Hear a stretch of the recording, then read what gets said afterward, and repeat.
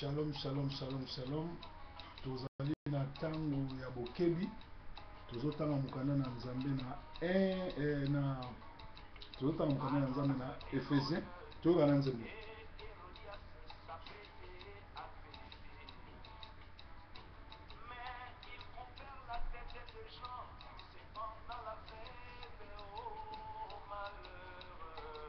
Pendant la fête nde babomaka bana na Nzambe.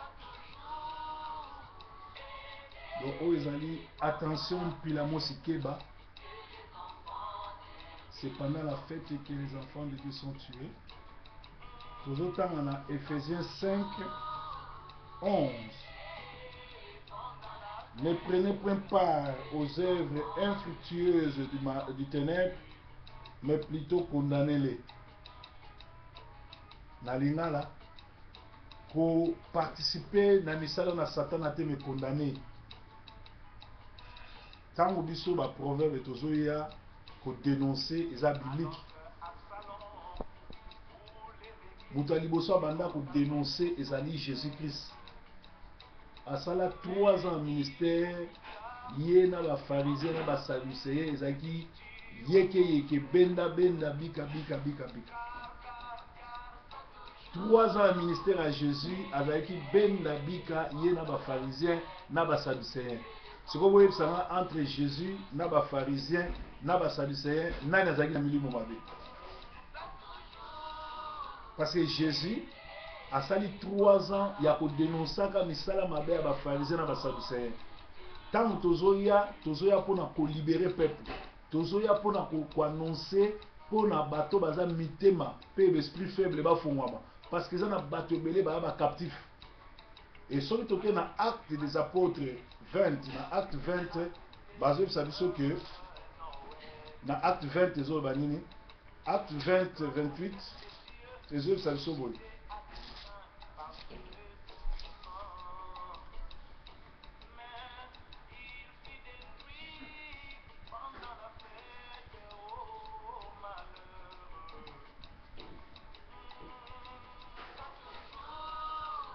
Acte 20, Tobani la 27 à 30, à l'objet. Car je vous ai annoncé tous les conseils de Dieu sans à rien cacher. Prenez donc garde à vous, même et à tous les troupeaux sur lesquels le Saint-Esprit vous a établi évêque pour paître l'église de Dieu qui s'est acquise par son propre sang. Je sais qu'il se produira parmi vous, après mon départ, des loups criels qui n'épargneront pas des troupeaux, et qu'il s'élèvera du milieu de vous des hommes qui enseigneront des choses pernicieuses pour entraîner les disciples auprès d'eux. Veuillez donc vous souvenir que durant 3 années, je n'ai cessé nuit et jour d'exhorter avec larmes chacun de vous. Ça, c'est le Seigneur qui le dit.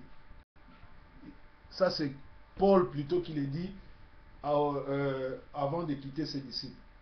C'est-à-dire, loup bakokota na kati ya église, bakoya kosala bakoya ko détruire. Alors nazo sala élément oyo na ngana sala ngote, mais na banda ko dénoncer makambo mabe kaleza ministère nzamba pesanga. Je suis un évangéliste ayaka na message ya kokebisa bato batika buzoba bayamba Yesu po lifelo na lole yali. Message à un évangéliste à moi. Nazali pasteur église pour nazo petre ba église. Nazali église na Masina, église na Manchester.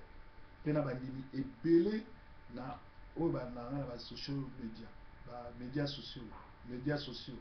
Baza ebele ba millions o ba landanga. C'est-à-dire nazali na bandimi o na kambara l'église na bandimi o na kambara à travers le monde. Alors Nzambe soka pesi message na ko côté melangote.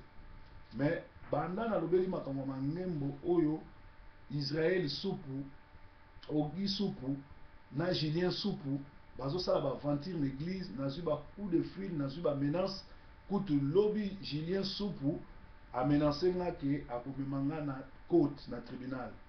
Alors tant on a zobela ke Israël Soupu a saleli maté ya tatane Soupu ou aza musulman ayamba même Yesu te.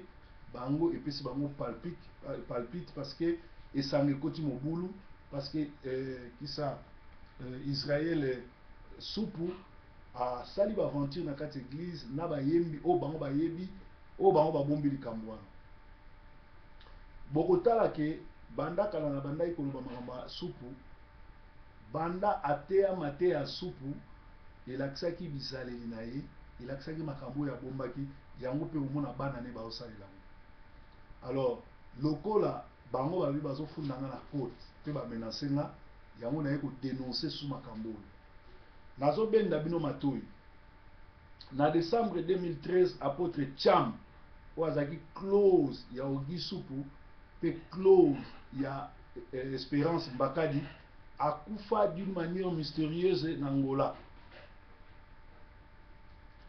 na décembre 2014 pasteur ya Mangembo ya Mbinza asala accident ye na mwasi na mwana alors que Supu mutu abengisaki alongwaki poto ake Kinshasa baki nosala soki intercession soki nini abengisa pasteur wana akufa na décembre ezali ba sacrifice oyo bango bazosala ndenge nzembo ezoyemba que pendant la fête les enfants de Dieu sont tués banda période ya bafete période ya babonne année même Jean-Baptiste bakata ye mutu période ya bafete bana na nzambe bokeba bofongola miso bobima e na ngonga oyo na Mangembo baza na diacre moko babengaki Jean-Baptiste atongaka supu partout na bimaka te parce que Jean-Baptiste wana moto asimbaka nzungu et na église wana baza na frère moko oyo komona ye Désiré Mananga azalaki ancien ye aza moko ya bayembi babanda na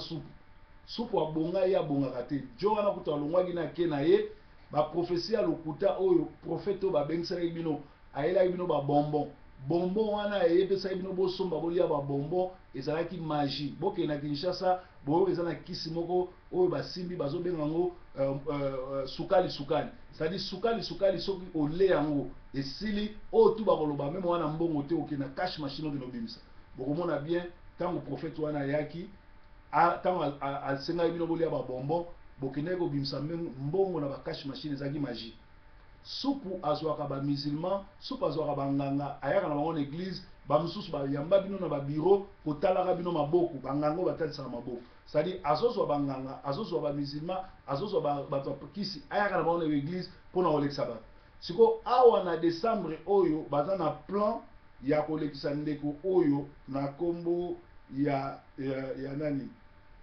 ya Désiré Mananga olongwaki église okei preuve mokolo oyo ozongaki balekisaki yo liboso oyemba yo moko nde ezalaki mokolo basacrifiaki yo donc oza sacrifie benganga na telefone oyo na délivre yo uluka pasteur moko ya nguya lelo soki oyoki message oyo soki moto ayebi ye bobenga frère wana azali le prochain moto bani basacrifie alors yango omoninga nasali émission oyo bokeba po bazo kolekisaka bato alors bokeba na chaque décembre basalaka sacrifice ya moto yango wana omoni basali bongo akotisi mwana ne idéologie wana Israël supu asali babuzo bandenge wana mpona koanvute na bapara na bana wana nyonso to ata bakosi bino ke ya kobala Joyce oyo kosala eza lokuta eza baventure azosala mpo abimi na bayembi nyonso to église mpe papa na ayebi mama na ayebi babombaki yango alors biso soki tozodénonce eyali mpona kosauve bavie nete frère oyo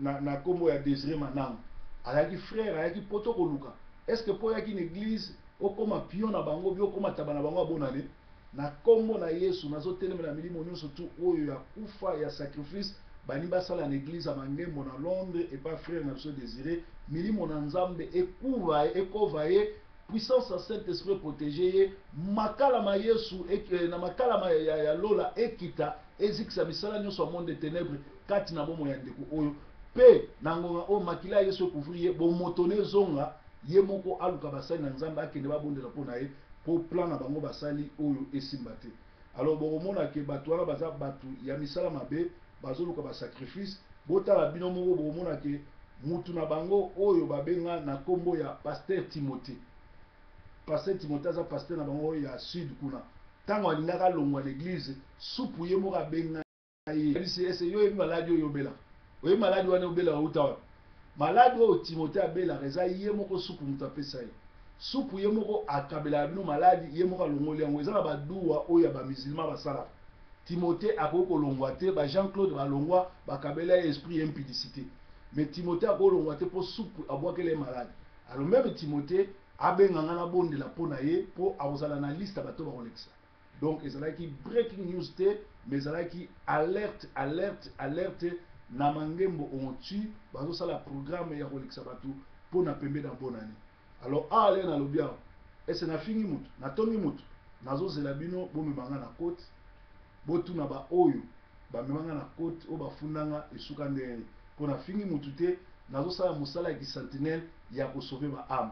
C'est-à-dire Julien supu oyo okoma oza atalaku, ozali interprète, ozali pe secrétaire, yo muto yebi ba signature nyonso to ya ba charité ba mbongo liaka yango basombeli yo ndako.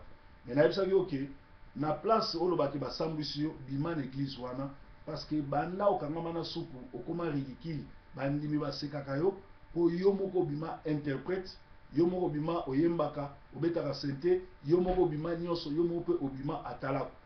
Donc yo moko mutu misopi ngana na problème note na olga na sauver yo soki omoni ke futo ke na côte ke ndinga na obanga eloko mote na yemeli bino nzembo ke pendant la fête bana na nzambe bakufaka na tangeli bino que chaque décembre balekisaka bato.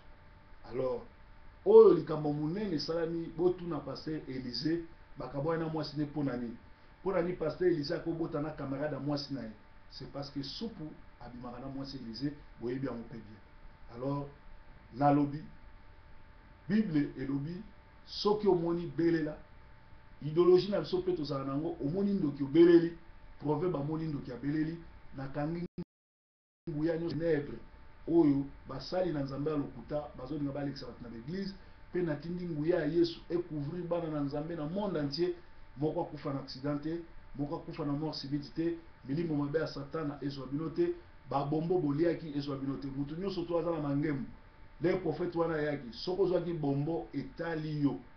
Luka prophète moko, Luka pasteur asolo abondela pona yo, parce que so na bibenganga bokanisa nazo luka ba client. Na bato belé botala na YouTube nanga bomona nombre bato belé nazalaka na bango do na tante pona kotsa bino. Mais nazo luka na sauver bino. Donc ezalaki mongongo na Nzambe azolo ba na Angleterre pona ko sauver bino. O proverbe alobaki te. O finganga olinganga na ana tina te po Yesu asali nanga. Bye bye for now. Merci. Waza na mato ya koyoka nde basango baloba ayoki